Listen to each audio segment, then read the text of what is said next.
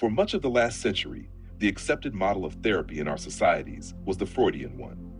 At its core, it assumed that human beings were broken from the very beginning, locked in an inner war between unconscious desires and conscious needs. If you wanted to heal, you had to spend years fixing yourself, digging endlessly into your past traumas, revisiting them over and over until perhaps one day you might be free. This model was not without merit.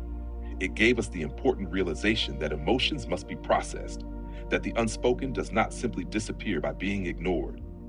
But it also carried a hidden cost. By creating a belief that our very nature is flawed, and by over-focusing on trauma, it left millions of people wearing their past pain as a badge of identity. Instead of liberation, trauma became a label, a constant reminder of wounds, a story to rehearse rather than a passage to move through. Today, a new understanding is emerging. People are realizing that while trauma does need to be processed, it does not require endless excavation. Healing is not about accepting that we are broken and must be mended piece by piece. It is about recognizing how identities themselves are formed, that our sense of who we are is not fixed, but fluid, built from stories and beliefs we have inherited or created. From this higher vantage point, trauma is seen not as a permanent scar to wear forever, but as an experience invoked in the present that can finally be acknowledged, integrated, and then left behind.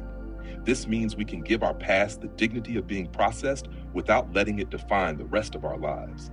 The trauma belongs to a version of ourselves that no longer exists. The person you are today is not the same person who was harmed. The circle of healing completes when you can honor the memory, feel the pain without fear, and then step forward unburdened, free to create an identity not shaped by yesterday's suffering, but by today's awareness. So here is the invitation. When you look at your own past, ask yourself, are you more than your trauma? And if the answer is yes, will you allow yourself to finally live that way?